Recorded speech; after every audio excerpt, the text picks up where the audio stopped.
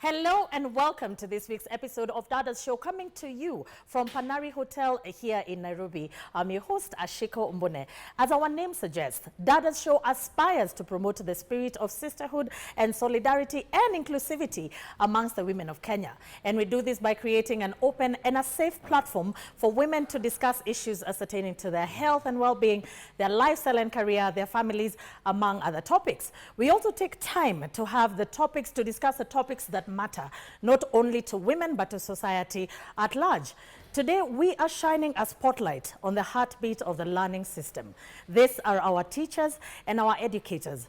These are the people who pour into our children, guide our schools, and of course, bring communities together, yet sadly carry one of the heaviest emotional and mental burdens, from burnout to workload stress, from unfair payment, and of course, to dealing with the emotional fatigue of juggling a very new and demanding curriculum. Teachers are going through struggles that none of us may know about. But on this episode of Dada's Show, we have brought a very, very educated panel who are going to talk to us about the struggles that teachers are going through in the bid to understand what can we do to help, where can we step in as a society, especially for people who have supported us when nobody else did. So join us on this very, very excited episode of Dada's Show, where we stand together with our teachers. Remember to keep this conversation going on all our social media platforms at KBC Channel 1. You can also reach me personally at Ashiko the host across all social media platforms, or you can reach us on Dada Show KBC on Facebook. Remember to like, follow, and subscribe. So as a teacher, what are you going through? What would you want parents, guardians, and the society at large to know? How can we help? How can we stand with you? So before we get into today's very, very educative topic, let's take a look at the following feature. Teachers are the backbone of our education system, mentors, counselors, disciplinarian and second parents. But behind the classroom doors, many are fighting silent battles. Today, we look at the mental state of teachers in Kenya, a crisis often whispered about but rarely seen on screen. In many schools across the country, the school bells signal more than the start of a lesson for teachers. It's the beginning of yet another day of juggling, overloaded timetables, large classrooms, limited resources, and rising expectations. A recent teacher well-being survey shows growing levels of burnout, anxiety, and emotional fatigue among educators, a pressure cooker that is slowly reaching its limit. Teachers say the demands go beyond academics. They are expected to be counselors to stressed learners, mediators in family conflicts, and protectors in an increasingly unpredictable world. Yet, they often lack mental health support themselves. In rural schools, teachers walk long distances to crowded classes. In urban areas, the pressure of performance, exams, and discipline issues is relentless. The 2025 economic realities didn't make things easier. Delayed promotions, insufficient resources, and stagnating pay weighed heavily on morale. With the rising cost of living, some teachers moonlight to make ends meet, stretch their stress levels even further. But perhaps the quiet crisis in the feeling of being heard. Yet, amid the challenges, there are sparks of hope. More schools are now introducing wellness programs, peer support groups, and mental health days. NGOs are partnering with education officers to offer counseling training to teachers so that the caregivers can also be cared for. Experts say acknowledging teachers' stress is the first step toward building a healthier, more supportive learning environment for everyone. Teachers give their minds, heart, and time to build the future of Kenya. But as the demands grow, one thing is clear: caring for our teachers' mental health is not option, it's a necessity. Edna Murungi for Dada's Show. Welcome back. If you're just joining us, today's topic of discussion is the true mental state of our teachers and educators. And to help me unpack this conversation, we definitely have a very, very diverse and very informative panel. Of course, featuring watu wako kwa ground wenyewe. You know, so right next to me, I've got Ann Kabara, who is a deputy head of an institution, a primary school. She'll tell us a little bit more about that and what her belief is the true mental state of teachers and educators really is. So karibu sana Ann, and thank you for joining us. Next, we've got Catherine Kalungu, who is a teacher, of course, and a friend of Dada's show. It's so good to see your face. Karibu sana, and I'm really looking forward to interacting with you on this very, very, very timely conversation. Asante sana. Thank you for having me. And finally, we've got Emily. Emily, congratulations and thank you for coming here. When I'm telling you, we are covered. We are covered. We've got the creme de la creme in terms of counseling psychology. So, Emily, karibu sana. You will tell our viewers and our audience why I'm congratulating you shortly. And who has also been a teacher. So, you are bringing a wealth of knowledge because you have walked both paths. Thank you so much, Emily, for joining us. Of course, I cannot fail to acknowledge and celebrate my wonderful audience. And I really look forward to interacting with you during the question and answer session because I know that we've got quite a number of teachers, special needs teachers, you know, in our midst. And of course, former students, etc., etc. So I'm really looking forward to interacting with you in this very timely conversation. I cannot also fail to acknowledge you at home who joins us every single Sunday as we sit, discuss, entertain, support each other through conversations as we tackle contentious issues that affect the women of Kenya. Now, earlier on I said you're all subject matter experts, but my viewers need to know a little bit more of that. You know, we want to assure people that the panel that we bring to Dada's show is definitely able to handle the topics of discussion. Ann, karibu sana, the floor is yours. Thank you so much for having me today. My name is Ann Kibara. I'm the deputy head teacher of primary institution. I have a master's degree in education. I also did a bit of education and counseling in my undergraduate. So I have over 10 years of teaching experience, and therefore I've interacted with teachers and learners, and of course have come to realize the things they face in every day-to-day life in the teaching career. Thank you so much, Ann. And really, I'm looking forward to interacting a little bit more with you, especially, you know, tackling, especially in a leadership position. You know, there are certain matters and certain headlines that have been hitting our dailies lately, talking about, you know, leadership, people in leadership positions in educational institutions, taking advantage or mistreating their staff. So I'm really looking forward to interacting with you a little bit later on that. Let's move on to Catherine. Catherine, tell us a little bit about yourself and how you interact with today's conversation. Thank you so much, Ashiko, for having me. My name is Catherine Kalungu. I'm a teacher at Ngelani Boys High School in Machakos County. So today, I'm here as a teacher because as teachers, we carry so much. Not only our own pressures, but we come with the baggage of our students, the emotions of our students, work that we do in the classroom, or that package into one person. So I believe today's conversation is going to help us to unwrap that because that is where I am. Thank you so much. Wow, and I'm looking forward to doing that with you, Catherine. And finally, Emily, tell us a little bit about yourself and why I was congratulating you earlier. Karibu sana. Thank you so much, Ashiko. My name is Emily Ndeke. Let me say I'm a retired teacher, having taught for 28 years, and I transited fully into the field of psychology. And I guess you are congratulating me for graduating from Dada University. Yes, with I am. Master's degree in counseling psychology. And this show really resonates so much to me because with the experience as a teacher, the things I went through personally and the things that I've seen my colleague teachers go through actually are the ones that drove me into studying psychology. And I think a combination of education and psychology is a good thing. It is. And I'm happy to be here. So let me start off with you, Anne.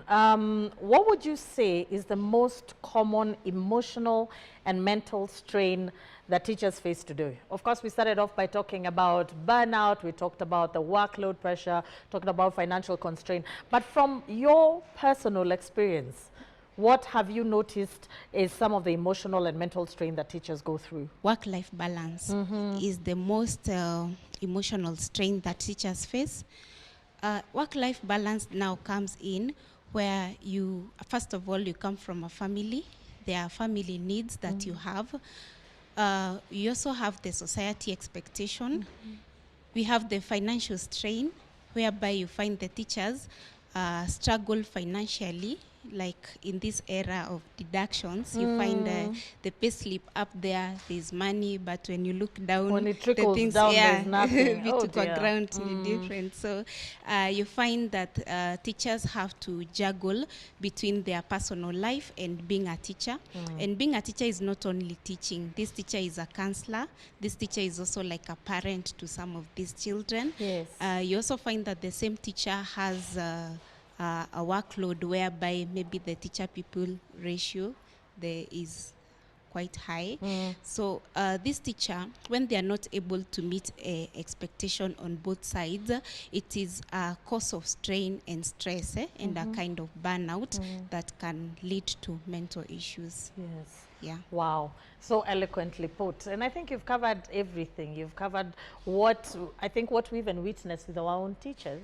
You know, you're finding, I think there's even been reports about a classroom that has, you know, about 150 to one teacher.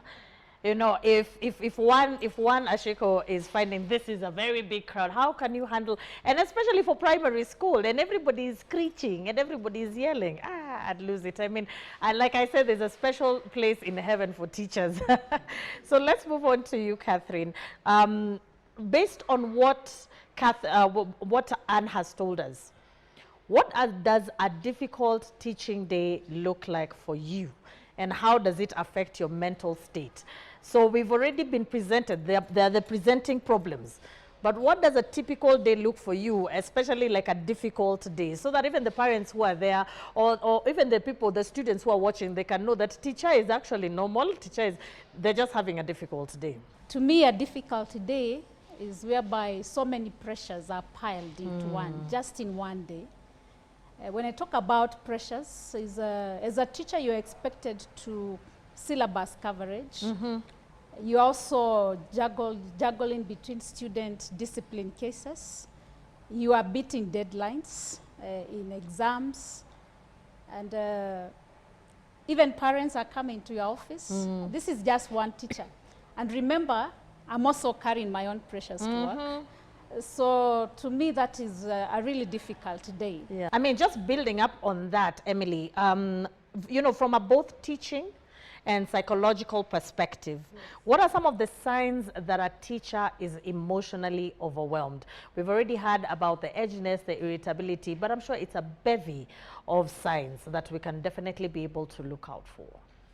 Thank you, Ashiko. I do agree that signs will come up in many ways. It could be behavioral, social. Behavioral, you will see a sudden change of behavior. Having stayed with colleagues, you'll know how they behave. You know how they handle pressure. But then all of a sudden you see there's a sudden change of behavior, like this person comes in late. And initially they could come in late and maybe apologize, but it becomes a habit. And even just socializing with the rest. I know a teacher may isolate themselves if maybe they are doing something like maybe someone is taking on as studies and all that. But if it's just all of a sudden, this person does not want to stay with the others, and initially they were sociable. Now they want to stay maybe in the library or in the laboratory prep rooms or even in class with children. They will start saying things like, I would prefer to stay with a younger audience than with my colleagues. Yes, wow. They just isolate. That is quite, that's a sign. Then they may also neglect their appearance. You see, And it may just start with, let me pick on a lady. Yes. Like maybe she used to take time even to make up before coming to work. And now all of a sudden she just comes, the hair is not there or neither there. And they're just not keen on their appearance. Or if it's a man, even just in the way they dress, they even forget to brush their shoes. And it could just be something subtle like, you are putting on earrings, but they are different. They're different. Wow. Yeah, they are different. Yeah. Initially, you were so keen Nasi fashion. Nasi fashion. You were so keen that you could even prepare yourself before you come to work. Yes. But you can just see that change. But there is something I've noted in the recent past. Something quite subtle. Eating. You realize that this person suddenly has a lot of appetite.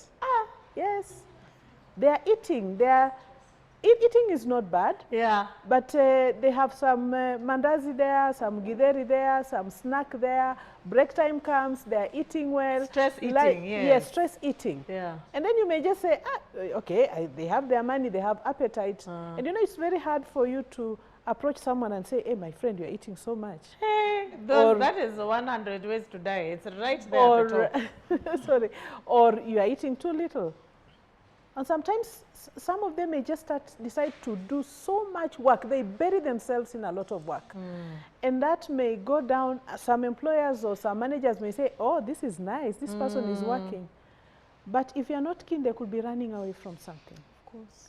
So those are some of the subtle signs that may show that this teacher is fighting something. Now, speaking of showing compassion, you know, and support, you know, how does leadership in schools influence the morale and mental health? This is, of course, I'm asking this in the backdrop of what is currently, you know, what we've noticed in the previous year with a lady who, I don't know if, you know, allegedly was dismissed without grounds. And it's, you know, it brought up so many other cases about, you know, leadership in schools, how they're you know, inaitwa nini kufilisisha, how they're wanafilisisha walimu, you know. So please tell us, as a leader in your school, I know you have to juggle the students and you actually have to juggle the teacher faculty.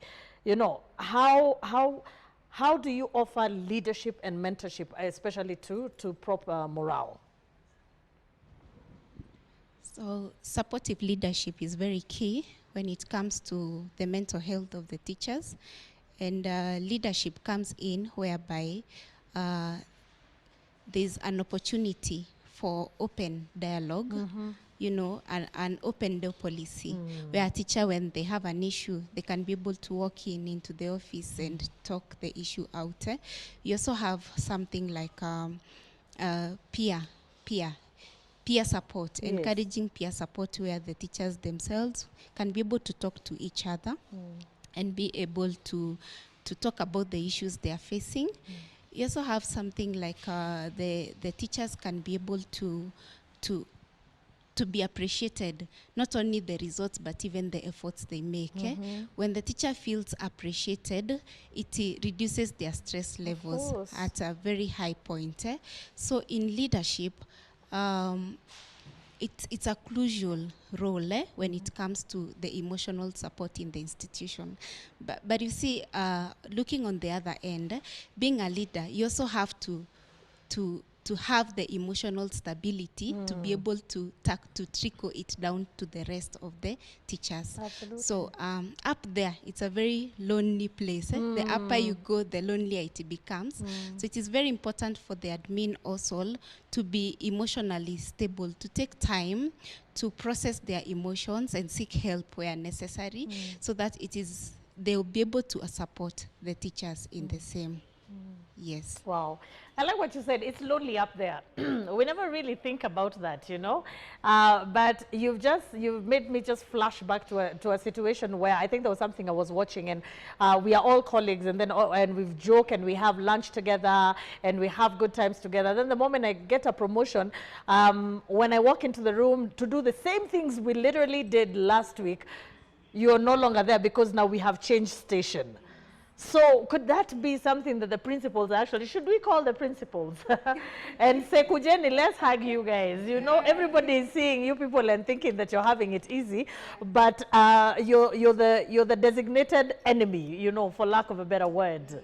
Yeah, so asante sana for really clarifying that to us. And, you know, so Catherine, how do you feel like teachers have enough platforms? Because she's talked about peer-to-peer.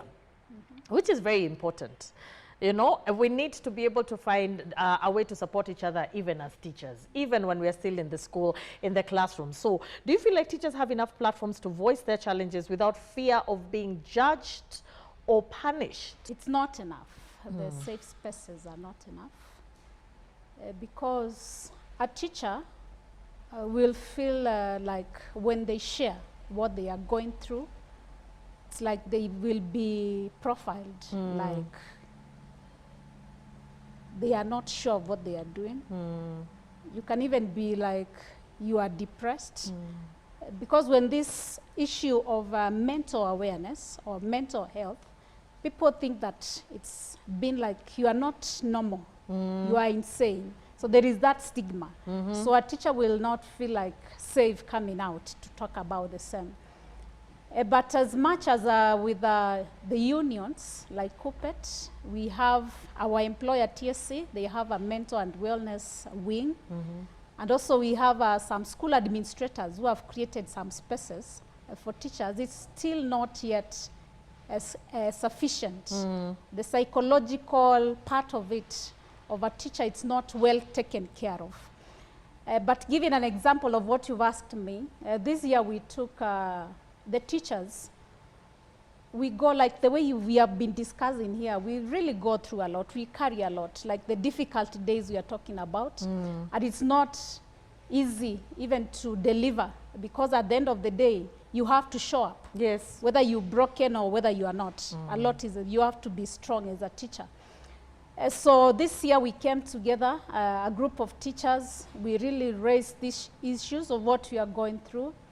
And then through the CUPET Machakos branch, we were able to come up together and we planned and organized for a mental health and a one-day clinic. We drew teachers from all the 9 sub-counties of Machakos County. We came together, we had specialists, experts coming to talk to us. We drew them from the psychology, that is Machakos level 5. We had a psychologist from there. We also understood that it's not just about the mental health alone, also financial wellness contributes a lot. So we had financial advisors, also experts coming to talk with the teachers. TSC was also came in very strongly. And through, and also we have discovered that teachers also, in order to go through this stress, because of the fear of being profiled, they soak themselves in drug and substance abuse. So we also reached out to NACADA. They gave us a specialist. So this panel was That's a very powerful panel. Yes, packed. yes. So at the end of the day, teachers felt this is a safe space. They were talking, they could ask questions. So through that, I believe that this is a very good initiative. And the CUPET Machakos has promised that it will be a yearly, so it'll be a yearly event. And then teachers are really, they really came out, and other branches are asking us, how did you come up with this? So I believe with the creation of such platforms, we can demystify. Mental health is not being insane or being mad. Absolutely. It's about taking care of your mind, because if you are not well, happier, definitely you're not going to deliver as a teacher. Yes. I like what you've said, and congratulations for that. I feel like, you know, Catherine definitely needs a round of applause for that initiative. Let's give her flowers. I know everybody deserves flowers and everybody wants flowers. But I think that's a call to action even for the teachers and educators who are watching us. Okay? It took their innovation. It took them coming together. And like you've rightfully said, the powers that be, everybody came together. There was NACADA, there was CUPET, there was TSC. They were all willing to support this particular cause. So we cannot sit and say, you know what, we are not getting adequate. Okay, fine then. Perhaps the support you need has not reached par. but we cannot comfortably as teachers sit and say we have no one to turn to. I think what we need to do is we need to go back to the drawing board and revise our strategies and say, you know what, if Catherine were able to do that in the whole of Machakos County, what about how can we do, you know, in Meru, in Laikipia? Can we all come together as teachers and say we want to have something similar? And I'm sure it will be able to bear fruit. And if there are any challenges, perhaps, you know, even getting those numbers, tupigeni simu kama dadas. We will visit you. Thank you so much for that, Catherine. And I applaud your effort. Now, Emily, what are some of the emotional pressures that teachers carry home with them that the public may not see, you know? Ashiko, there are many. There are many. But I'll just like take 1 minute to comment on what Absolutely. Catherine has done and Yes. what Anne told us. One, actually it is head teachers and let me say principals of schools are lonely. It's really lonely up there. You cannot imagine the weight these ladies and gentlemen carry. It is too much. And unfortunately for them, with all that weight, all they get is blame. They are the Blame. designated Why enemy. have you? Yes. Why this? And you We know, need this. they carry parents, they carry themselves, they carry teachers, they carry students, they carry suppliers, they carry the country, they carry everything, forgetting that they are human beings. So actually, these teachers go through a lot. And just to applaud Catherine even more, that was a very good initiative because it's good for teachers to know that help is everywhere. Yes. It is everywhere, and it can start with you. I happened to work in level 6, the psychiatric department of a level 6 hospital. Now, coming back to the question that you asked me, and I realized that we are on the other side of psychiatry, where we can proud ourselves, we say we don't have a problem, because of 3 main reasons. Number 1, we've not been triggered. Yes. Number 2, we have not been diagnosed. I like that, yes. Or we're walking around undiagnosed and we might be seen. Or we are self-aware. And the goal to self-awareness should be everyone's goal. Yes. And as a teacher, and I've written a book on that, the 5 principles of an equipped teacher. A teacher lives by 5 principles. Number 1 is mental wellness. Number 2, financial wellness. Number 3, community service. Like what Catherine is doing is community service. Yes. Then there is a fulfilling retirement. And then there is another one, lifelong learning. You cannot live outside of these principles if you want to be a successful teacher. And that will actually work on your mental health very well. Yes. Now, teachers carry so much that the society may not know. Yes. You are first a teacher before you are something else, so you are carrying your problems. Okay? And then the caregiving. You know, parents may not know, but teachers are let me say, selfless caregivers. Because when you get to class and here is a child who is crying, in a classroom of 40, it's possible to have 40 different backgrounds. This child woke up in the morning, parents were fighting. This one lost their mother last week and now they're back to school. This one does not know even where their next meal will come from. And the teacher has to resonate with all those ones. So when you go home, you carry not just your own, but you're thinking, how do I help that child? You're also carrying workload.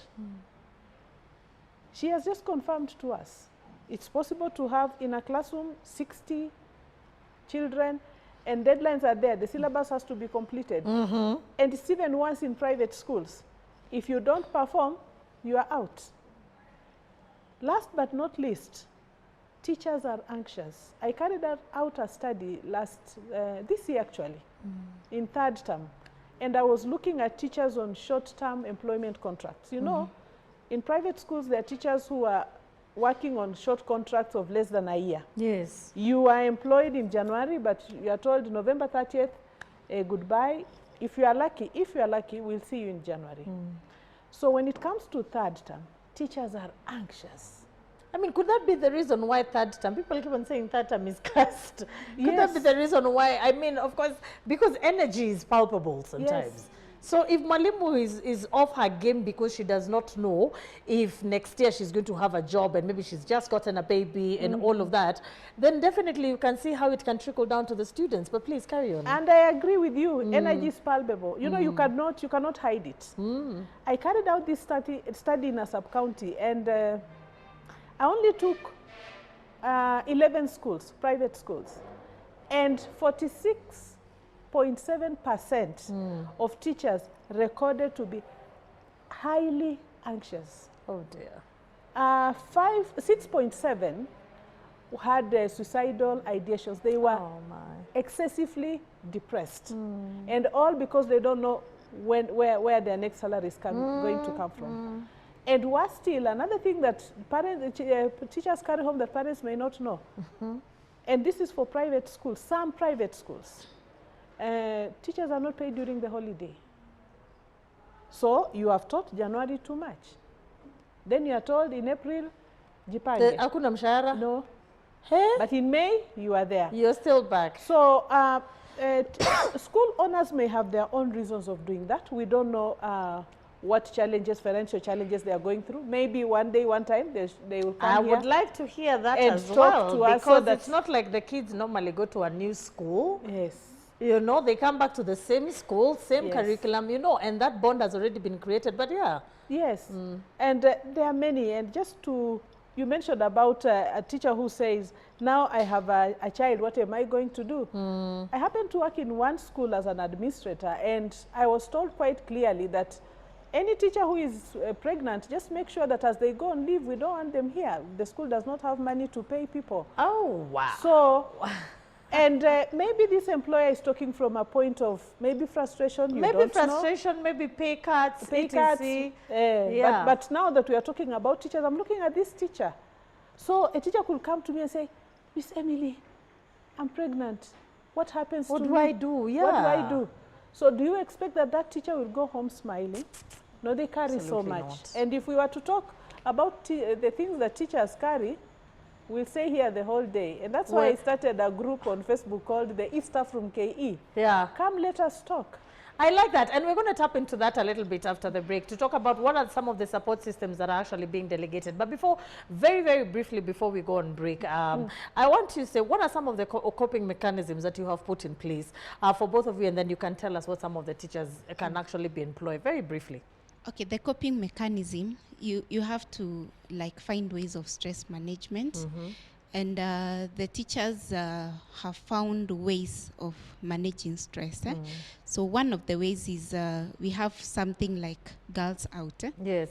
Where you find lady teachers, maybe on a Friday, organize, go somewhere, talk, dance, and feel good. I like that. Yeah. So we also have taken up a program that was started by Teacher Service Commission that is called TMEC, Teacher Induction Mentorship Program and Coaching. So the TMEC program, it mentors the teachers, induct new teachers, and they are able to mentor each other. So you come in as a new teacher, you get a mentor, somebody will induct you, show you around the school, tell you maybe the culture of the school and maybe what to expect, how to cope with the issues. So this program has been there. I am a TMEC teacher trainer, TOT, and it's slowly taking root, and it's a good one because when we joined teaching, you would just walk into a school strangely, nobody to welcome you, nobody to tell you anything about how to go about it. But the TMEC is a good coping program that is really helping teachers. Okay. Yes. Yeah. Yeah. Thank you so much for that. Also, there's the TMEC, there's a girls' night out. I like that. What about you, Catherine? What are some of the coping mechanisms very briefly, before we finish off with Emily? So naturally, for me, I like the field. So what I did, I challenged lady teachers again in Machakos County, and we have formed a soccer team. Nice. We call ourselves Masaku Divas. Yeah, Masaku Divas, oye! yeah. So we came together and we looked for a coach and a trainer, and we started playing. And in the month of April, we participated in the teachers' tournament, and we became #1. Oh, lovely. So we have a trophy. We are the defending champions. Yeah. Yeah, so next year, Malindi, here we come. Oh, wow. Masaku Divas. Masaku Divas. Yes. Yeah. Another thing, as ladies, we like talking. Let's make use of our talking. It helps. It's so therapeutic. So look for a trusted colleague or a friend. Pour it out because it's going to overwhelm you. True. Yes. Yeah. You can also music and all that. Yeah. So I like that. And those are very practical things to do. Come together as the teachers, tukule nyama. I think it's also good to be friends with your colleagues. And then now finally, from a psychological point of view, briefly, what are some of the coping mechanisms that teachers can put in play this year so that they can be able to handle the stress that comes with this particular profession? One thing, teachers, you are on holiday, yeah? Take that break. Be intentional about taking the break. Another thing, self-care, even taking water.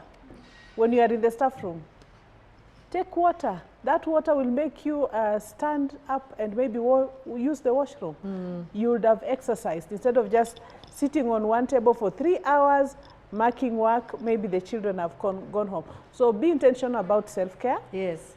Do things that you enjoy doing. They don't have to be expensive. They don't have to take so much of your time. But those things will give you a mental break. They will refresh you. Go out and help someone. You know, you usually say, when you have a problem, go look for someone else who has a problem. Yes. You realize that, #1, it's universal. You're not the only one. You're not the only one. And then by helping someone, Yeah. you help yourself. Yeah. There are quite a number of things that you can do. Go to the field, play with the children, be intentional about your family, take care of yourself, and always remember that you come first. God comes, you, then other things can follow. So don't put so much work ahead of you and forget yourself, because you'll not be productive. You will not be Don't productive. burn yourself. Yeah. Yes. Do not burn out. I like that a lot. I think we'll even tap on to what are some of the platforms and what even spirituality, the role of spirituality in all of this. So thank you so much for that. We're going to take a small break and then we'll be back for the question and answer session. If you're watching us, I hope you're really benefiting as much as we are. So we'll take a short break and we'll be back in just a few clicks. Don't go far away.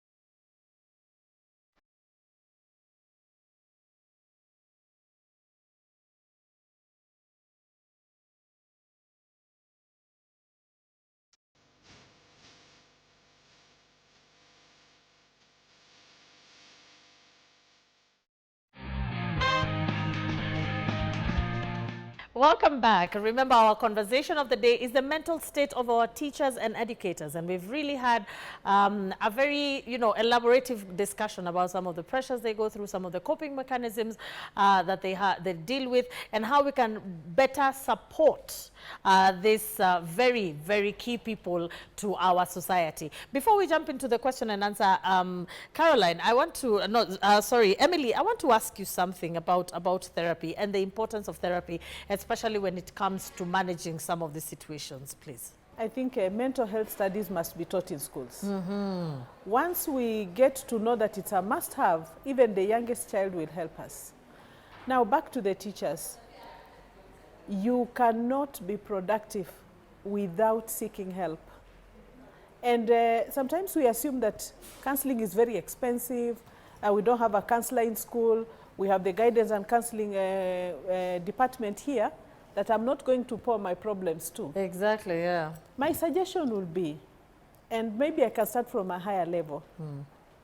Do we have county counsellors that a teacher can confidently walk to? Pro bono. And even pro bono, that is the counsellor is paid by the government. And it's not just a counselor, it's a psychologist. We have counseling psychologists, we have clinical psychologists.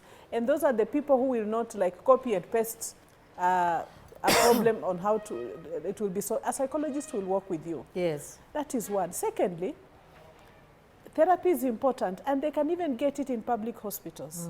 Any level 5 hospital, psychiatric department, any level 6 hospital, I've worked in one. They offer counseling. And seeing a psychologist ranges between 200 to 500 shillings. Yes. Teachers are covered. And that is the question I'm asking. Does their medical cover also allow for mental health treatment? Thirdly, never die alone. Yeah, never die alone. Never die alone. Find a trusted friend. It could be outside of school. If your problems are, you are not free to share with someone in school, get a friend. Get a friend who is not judgmental. Get someone you trust, a family member, a spouse, a sister, a mother, a father, anybody. Let that out. Yes. So therapy is very important, not just counseling, therapy. Therapy, actually Yes. not just counseling, therapy. Thank you so much, Emily, for that. And we definitely, on Dada Show, we really advocate for therapy and self-awareness. You know, you cannot be able to be at your full potential if you're not pouring into yourself. You cannot pour into others. So let's start off. We have the privilege of having Andugu for Dada. You know, we've been talking about challenges that teachers face, and by virtue of being a female show, predominantly female. But what about our male counterparts? Please carry on. What are some of the challenges that you face, and what advice do you have for your fellow teachers? Walimu.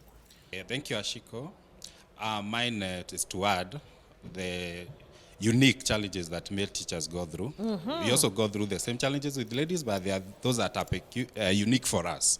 And one of them is the prejudice that is there for male teachers, that you should not share personal and professional challenges. Yes. Mostly they're like, and the next thing you become the talk of the town, simply because they expect that you are a man. Yes. You should stand on your ground and solve everything. Yes. And because of that, a lot of work politics affect male teachers more than female teachers, because you become the talk of the town. As you are walking in the corridors, everybody's like, look at him. What you shared in the private, it is in the public domain. Yes. Maybe the other thing is the fear of allegations, and especially if you are a male teacher and you are handling girls, Yes. and especially those who are teenagers. Your innocent gesture can be interpreted to be something else. And within no time, you are in trouble. And the society as it is, the teachers, first of all, the female teachers will be on your case. The management is on your case. The parents are here. And within no time, the disciplinary process has started. And already it's like there is a premeditated outcome. Because I have seen happening to most people. I'm not disputing the fact there are those male teachers who have misbehaved. Yes. But there are those also I am aware, or I am convinced they were innocent, but they were wrongly framed. And disciplinary process should follow the due process without prejudice. Thank you so much, Mwalimu Andrew. And that you've actually pointed out something very, very important. You know, that the due process, especially in disciplinary cases, should always be honored, because I believe everybody has their own biases. You know, even in the spirit of empowering and protecting the girl child, I think due process still needs to be honored. Thank you so much for that. Let's move on to Carol. Carol, you have been on this other side. Today you're on that other side, but please share with us your thoughts from where we discussed last year to where we are. What are your thoughts about everything? I would want to comment about school administrators, principals, and maybe school heads, that sometimes they put a lot of pressure on some teachers. They may just pick on a teacher and decide to frustrate them. Sometimes maybe just handling issues inappropriately. And when this teacher seeks maybe help from the education offices at the sub-county level or county level, they find that the administrators have already gone there and basically given false information. And the county officials sometimes don't take time to verify the facts. So my appeal is that let us have a process that is basically open, that both the person complaining and the administrators can be listened to, and then we come up with a way of bringing in mediation. Thank you so much, Caroline. That's really, really powerful. I wish there was even a national board that does the checks and balances, because like you said, if the sub-county is in the pocket of this principal, then, and this is a principal who is actually intimidating a teacher, then nothing can work. Again, we say this is a character deficiency, not a teacher deficiency. So there needs to be a board, a national board where that cannot be influenced, you know, regardless of the politics within the schools or within even the county. So thank you so much for that observation. Let's move on with our question or comment. Actually, I believe it's a comment, and we have the honor of having a special needs teacher from a private school. And like we said, every single institution presents its own set of unique challenges. So kindly, please share with us your experience and your thoughts on today's conversation. Karibu sana. Thank you very much, Ashiko, for that question. And my name is Masi Mushiri. I actually teach in an international school, and I'm a special needs teacher. Yes. And I'll tell you, it's very challenging to manage what we call parent expectations. You see, when you get your child from a public school and you bring them to a private school, you actually expect a lot. But remember, these are special needs children. They flower differently. They flower at different times. I cannot pour millions for you to tell me my child is not doing anything in school. And we are here trying to tell them we are focusing on process of a product. So how is other children being able to sit for exams when my child cannot write? And that is something that is very frustrating as a teacher, because even you're supposed to love this child because this child is different. But when you remember that you have standards to meet and a curriculum to meet, and this is a special child, you also are just not mentally stable to be able to handle a child who needs to be loved and not stressed. So the only challenge I find, and I tell my fellow teachers and parents, is I know you've poured millions, and I know it's not easy and you expect something, but let's focus on how the child will grow over time, because this child will definitely flower, not in my time, not in your time, but in their time. Let us remember that our teachers are human beings, and they're also parents, you know, and this is definitely a calling from above. So let's not take that for granted. Thank you so much. That was profound. Asante sana. Next. So here is Mildred Akenyo Pondo. I'm a process worker in Kenya. So I'm introducing to us a very new product in the country, because this is something that is so much done in the Western countries. So this is Deep Democracy Institute. It's a process work, psychology, therapy, and everything else. So what we do as an institute is to train process workers. And in the training of the process worker, we train you to identify your usual self. You know that as Mildred, I'm always calm. But when I start making noise, then that is my X. That is my secondary. That is something I'm not used to. So in this process, we help each and every person to identify themselves, to help them work with something that is so new, that is not themselves, and follow the process in identifying and finding solution to whatever you are going through. So this one is an encouragement to all teachers. During your holidays, we train you, we walk with you, we take you through each and every step of your journey and ensure that you become you. Each and every time you are everywhere, you are yourself. You are not somebody you are not. I don't expect you to make noise. That is not you.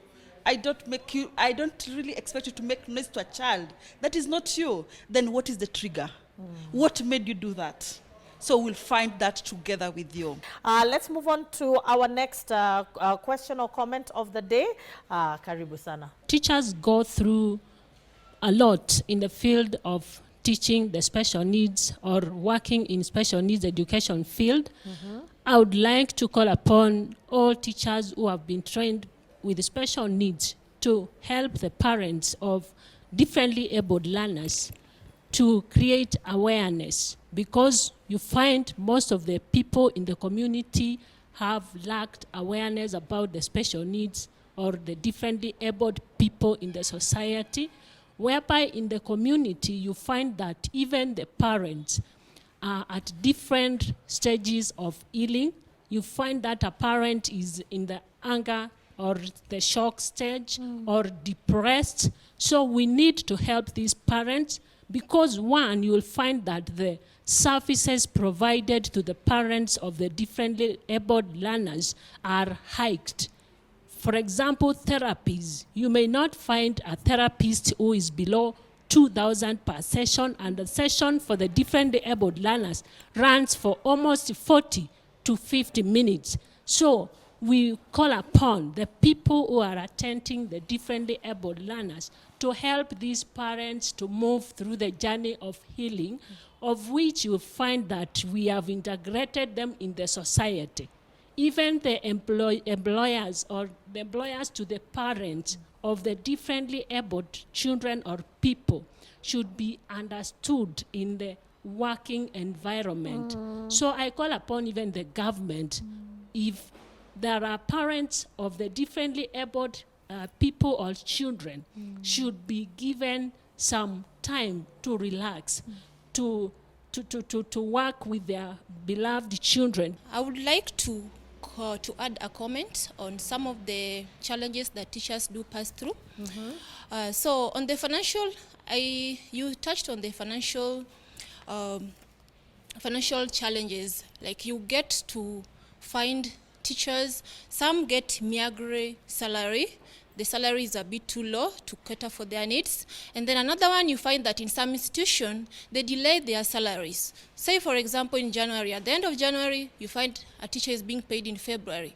I mean, how is this teacher supposed to cater for the needs that she or he has? Another thing I wanted to add on the challenges is this. So you find that in the education ministry, they specifically have this is what we are supposed to get. Say in the example whereby we have the CBC, and then now we are in CBE was rolled out.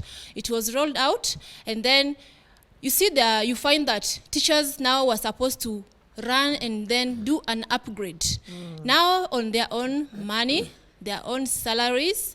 I mean, how are they supposed to do all this? Now, I want my wonderful panel to give us a parting shot. You know, what advice do you have for teachers? And at this point, because we've got Mr. Andrew, we are incorporating everybody, walimu wote, and educators, and of course for the people who depend on them. I'll start off with you, Emily. Every school must have a psychologist. Just the way we have an accountant in every school, there must be a psychologist in every school. Yes. If the schools cannot afford psychologists, why can't we have psychologists placed at county levels, sub-county levels, where teachers, students, parents, everybody can access them?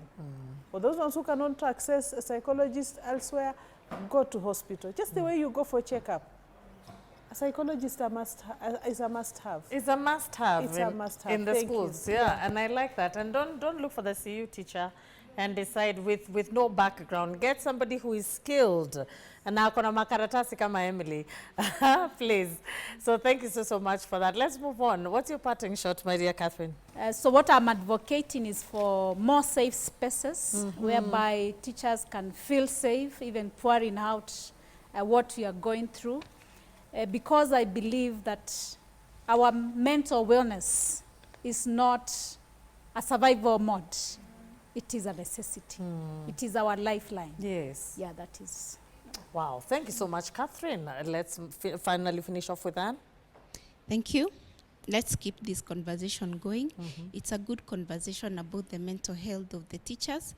The teachers come with the heart because we deal with children and it's a very sensitive career that you need to be in the correct state of mind so that you can be able to impact into the lives of these learners. So it is very important for the teachers to realize that it's okay not to be okay and seek help where necessary and also try to find coping mechanisms so that you can be in the good mental state. Wow. Yes. I mean, thank you so much, ladies. I mean, need I say more? I love the way everybody has been able to give us our parting shot. And I hope if you're watching us at home, if you're a teacher, if you're an educator, if you're married, if you are, you know, in close proximity to a teacher or an educator, you will lead them to KBC channel, our YouTube page, where they will definitely find this episode that aired, and continuously remind them that, of course, you are valued, you are loved. I like what you've said. It's okay not to be okay. Please prioritize your mental health no matter what. So we have definitely come to the end of this extremely insightful episode of Dada's show. As always, I want to thank my the production team at KBC, our location partner, Panari Hotel, our audience, our panel, the director of this show, and of course myself. I wish you all a loving and compassionate week. But until next time, bye for now.